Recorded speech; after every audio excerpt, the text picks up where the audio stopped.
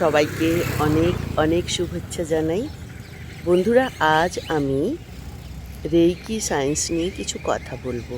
কিছু মানুষ বিশ্বাস করেন যে রেইকি বা গভীর ধ্যানের মাধ্যমে পূর্বজন্মের অভিজ্ঞতা অনুভব করা যায়। বন্ধুরা, এখন একটি গান শোনাচ্ছি যা সত্যিই মনে শান্তি এনে দেয়।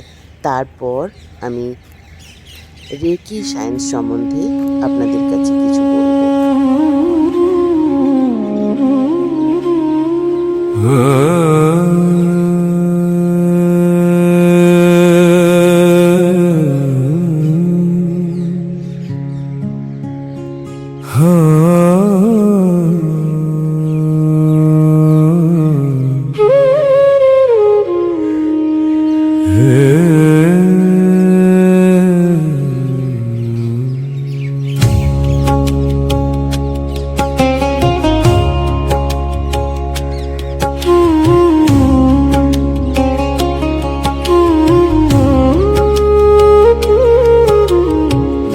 হে দয়াময়, হে নন্দলাল, তোমার নামেই শেষ আশ্রয়।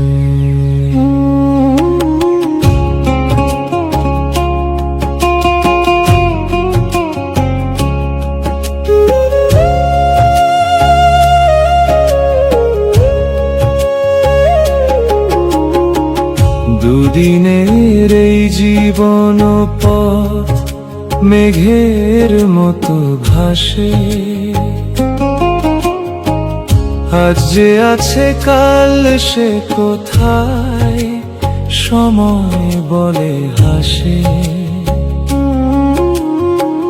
ধন সম্পদ মান অভিমান সবই রয়ে যায়, শুধু তোমার পবিত্র নাম চিরসাথী হয়ে যায়। হরিনাম জপ প্রাণ ভরে, এই তো জীবনের ধন। কৃষ্ণ নামে খুঁজে নাও গো শান্তির অনন্ত মন। মায়ার বাঁধন ছিন্ন করে চলো চরণের কাছে, ভক্তি যদি হৃদয়ে জাগে ভয় আর কোথায় আছে।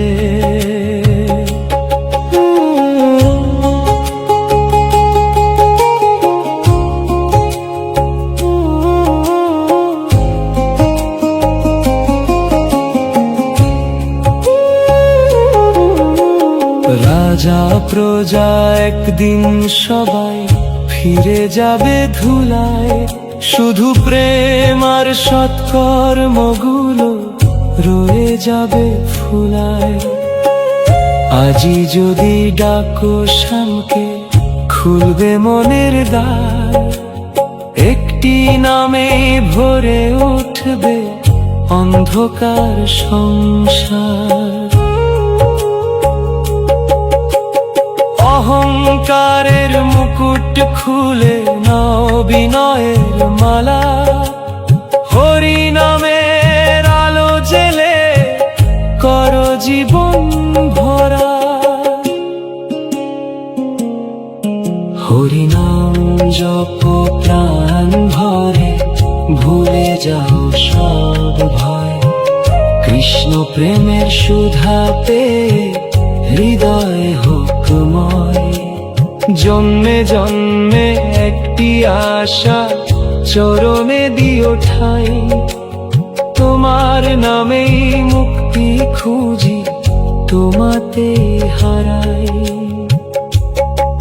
হরে কৃষ্ণ হরে রাম, জয় শ্রীকৃষ্ণ।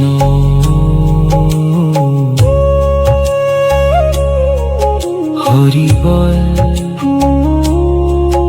হরি বল হরি বল হরি বল। হরি নাম জপ প্রাণ ভরে, সব ভুলে যাও। হরি বল হরি বল হরি বল। বন্ধুরা, আজ আমরা এমন একটি বিষয় নিয়ে কথা বলবো যা নিয়ে সারা বিশ্বে অনেক কৌতূহল রয়েছে। বিষয়টি হলো reiki. Reiki, REIKI, reiki science. Reiki আসলে কি? এটা কি সত্যিই কাজ করে? এর ইতিহাস কি? আর বিজ্ঞানে এ বিষয়ে কি বলে? চলুন জেনে নেওয়া যাক। রেইকি শব্দ জাপানি ভাষা থেকে এসছে। এখানে রেই অর্থ সর্বজনীন বা সার্বজনীন, আর কি অর্থ জীবনশক্তি বা প্রাণশক্তি। এই ধারণা অনুযায়ী আমাদের শরীরের মধ্যে এক ধরনের শক্তি প্রবাহিত হয়। সেই শক্তির ভারসাম্য নষ্ট হলে মানুষ শারীরিক বা মানসিকভাবে অস্বস্তি অনুভব করতে পারে। রেইকির আধুনিক রূপটি 1920-র দশকে জাপানের মিকাও উসুই জনপ্রিয় করে তোলেন। এরপর ধীরে ধীরে এটি ইউরোপ, আমেরিকা এবং বিশ্বের বিভিন্ন দেশে ছড়িয়ে পড়ে।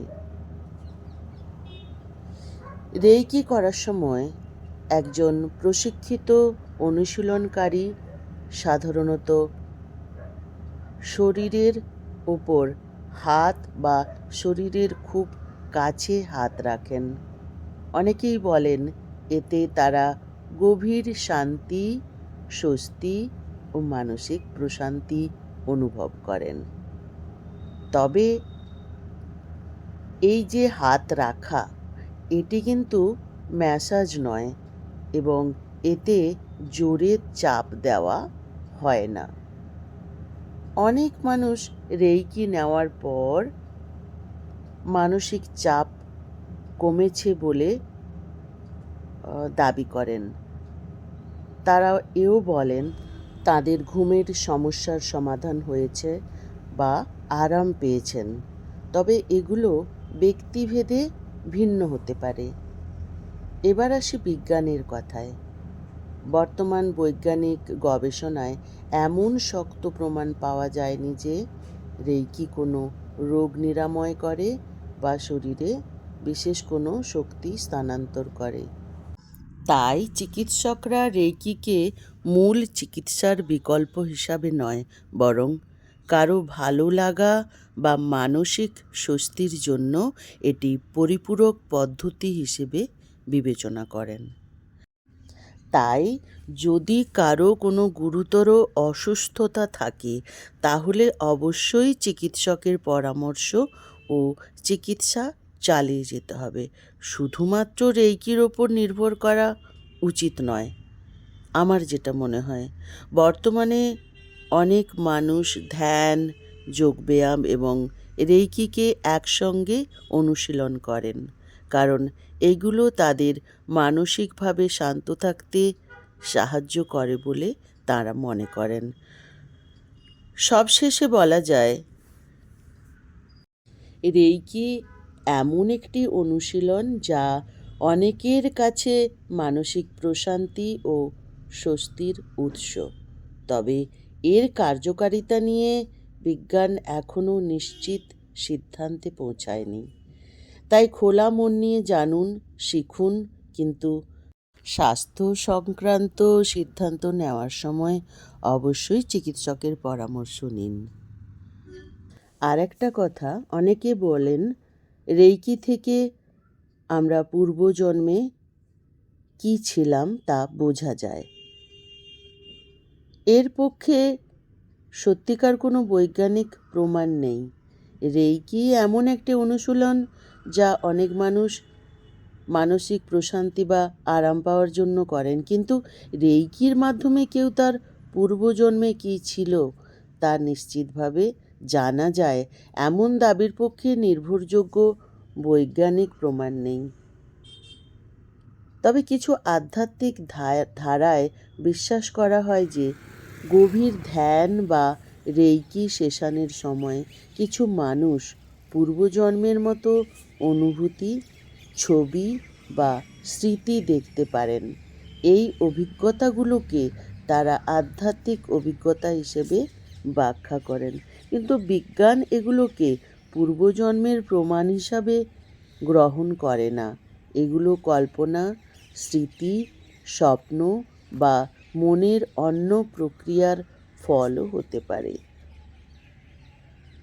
তাই রেইকি সায়েন্স একটি বিশ্বাসের বিষয়, প্রতিষ্ঠিত বৈজ্ঞানিক তথ্য নয়। বন্ধুরা, আজকের আলোচনা কেমন লাগলো অবশ্যই কমেন্টে জানাবেন। আর এতক্ষণ ধরে আমার সঙ্গে যারা ছিলেন তাদেরকে অসংখ্য অসংখ্য ধন্যবাদ। যারা এখনও আমার চ্যানেলটি সাবস্ক্রাইব করেননি, অনুরোধ রইল আমার চ্যানেলটি সাবস্ক্রাইব করে আমার পাশে থাকবেন। অনেক শুভেচ্ছা, অনেক ভালোবাসা জানিয়ে আজকের মতো বিদায় নিচ্ছি। আবার আসবো অন্য কোনো ভিডিও নিয়ে, অন্য কোনো কথা নিয়ে, অন্য কোনো গান নিয়ে। ভালো থাকবেন।